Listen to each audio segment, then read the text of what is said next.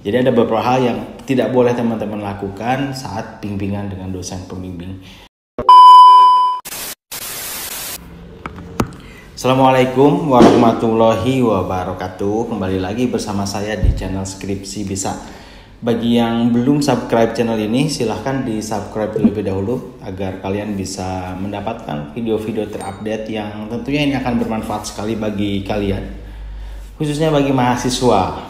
Apalagi kalau misalnya sekarang kalian sedang ada di semester akhir ya, 5, 6, 7, 8. Ini akan sangat penting sekali dan akan sangat bermanfaat sekali. Silahkan di subscribe. Di video kali ini saya akan berbagi lagi dengan teman-teman semua mengenai hal apa sih atau sikap apa sih yang perlu dihindari saat teman-teman ini bimbingan dengan dosen pembimbing. Jadi ada beberapa hal yang tidak boleh teman-teman lakukan saat bimbingan dengan dosen pembimbing. Tentunya ini hanya beberapa saja.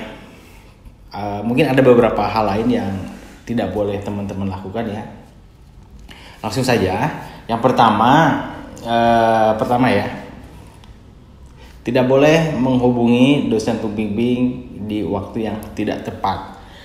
Waktu yang tidak tepat di sini misalnya tengah malam ya, maksimal upayakan jam 8 lah ya, karena kita akan lebih menjaga etika juga kan. Terus hubungi dosen dengan sopan, jangan terkesan kita menyuruh dosen ya. Jadi kalau mau menghubungi dosen, pilihlah waktu yang tepat untuk dosen itu dihubungi, kapan beliau tidak sibuk. Maka dari itu teman-teman harus mencari tahu dulu kebiasaan dosen pembimbing teman-teman.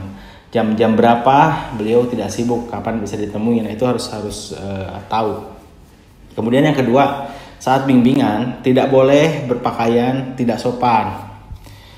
Artinya kalau misalnya bertemu di kantor dosen pembimbing atau di kampus, ya upayakan pakaian kita sopan. Minimal ya pakai sepatu ya, meskipun pakai kaos tapi berkerah, jangan sampai pakai kaos oblong.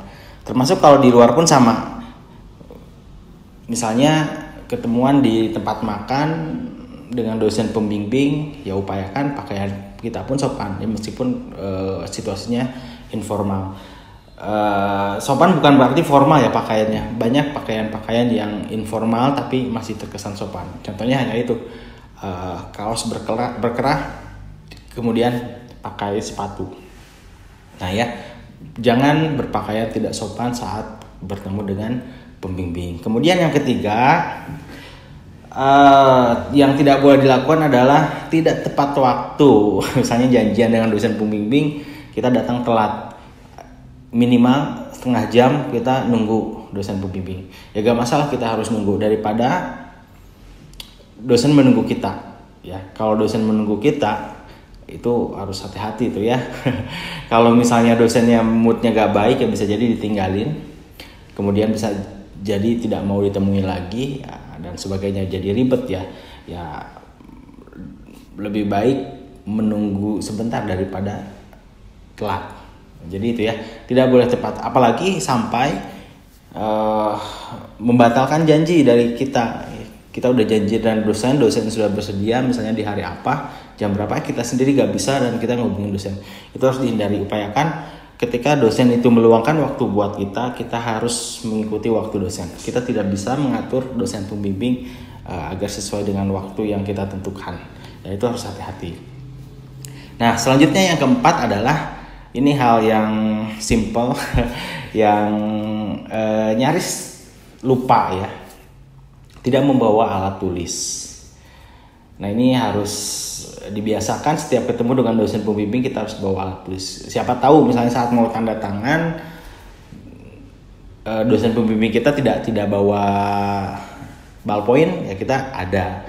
Atau saat dosen kita mau memberikan catatan, nggak ada kertas ya kita ada. Atau misalnya dosen pembimbing kita suruh kita catat, kita sudah tersedia. Nah jangan sampai hal kecil ini menjadi berdampak tidak baik ke depannya ya. Maka dari itu saat bimbingan pastikan bawa alat tulis, entah itu buku catatan atau ballpoint. Nah, berikutnya adalah masih sama mengenai peralatan, tidak bawa laptop. Nah, sekarang kan zaman ya canggih ya, komputer bisa dibawa-bawa. Saya rasa semua pun sudah punya laptop, itu upayakan bawa lah, meskipun misalnya udah di print skripsi kita, tapi untuk jaga-jaga dibawa laptop. Biasanya ada pembimbing juga yang misalnya disuruh langsung kita revisi di sana, atau suruh kita searching langsung di laptop kita. Nah, ini kita harus sedia. Jangan sampai saat pembimbing membutuhkan itu kita tidak ada laptopnya. Ya kan sayang sekali ya, kita sudah punya waktu dengan pembimbing malah kita tidak maksimalkan dengan baik ya. Nah, itu ya. Dia bawa alat tulis, tidak membawa laptop, itu harus dihindari. Kemudian hal yang lain adalah datang bimbingan tapi tidak membawa progres. Maksudnya adalah saat kita bimbingan kita harus sudah dengan progres pertemuan sebelumnya. Misalnya pertemuan sebelumnya sudah direvisi nih, ada revisi latar belakang misalnya ya. Nah, pertemuan berikutnya progres untuk merevisi latar belakang itu harus sudah selesai. Jangan sampai datang itu dengan sesuatu yang kosong, tidak ada hal yang akan didiskusikan atau tidak ada hal yang kita setorkan. Upayakan setiap kita ketemu dengan dosen pembimbing sudah harus ada yang disetorkan, ya, entah itu progres pengerjaan skripsi atau progres merevisi skripsi dari revisi yang sebelumnya. Ya, itu harus dibiasakan. Jangan sampai tiba-tiba numpuk memberikan skripsi full padahal belum sama sekali diperiksa. Jangan sampai seperti itu. Atau datang ke dosen pembimbing tapi kita malah bingung mau bimbingannya apa. Jadi mentah lagi ya.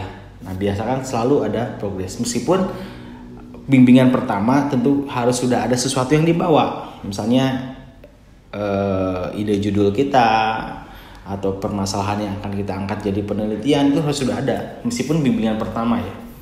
Supaya ketemu dosen itu maksimal dan kita bisa manfaatkan dengan baik, berkualitas lah pertemuannya. Nah, kemudian ini sering diabaikan juga, mengirim email dengan tidak sopan. Maksudnya adalah kadang mahasiswa saat ini ya, saat mengirim email dia melampirkan ditujukan subjeknya diisi revisi misalnya, dikirim. Nah, itu kurang baik. Harusnya memang ada pengantar dulu ya, bahasa prolog dulu lah di body text-nya itu kalian tulis selamat malam, selamat siang, salam dulu ya, dengan hormat. Terus ada dua kalimat yang memang kita berbahasa lah kepada dosen. Jangan sampai kita lampirkan kirim. Nah, dalam proses melampirkan file itu juga harus ditulis nama filenya dengan baik ya.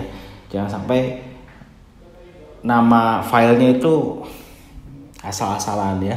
Misalnya bab 1 sampai bab 2 skripsi ya, kalau perlu pakai nama kita di awal nama file skripsinya ya. Jadi ini harus diatur dengan baik oleh teman-teman semua agar bimbingan bisa berjalan dengan lancar ya, karena proses bimbingan ini kan satu hal yang perlu dilakukan oleh teman-teman semua. Karena tanpa dosen pembimbing kita gak akan bisa selesai skripsinya. Nah, itu saja teman-teman semua. Ya, mudah-mudahan ini bermanfaat untuk kalian. Good luck. Semoga sukses dan semoga dilancarkan atas segala urusan teman-teman semua. Terima kasih. Assalamualaikum warahmatullahi wabarakatuh.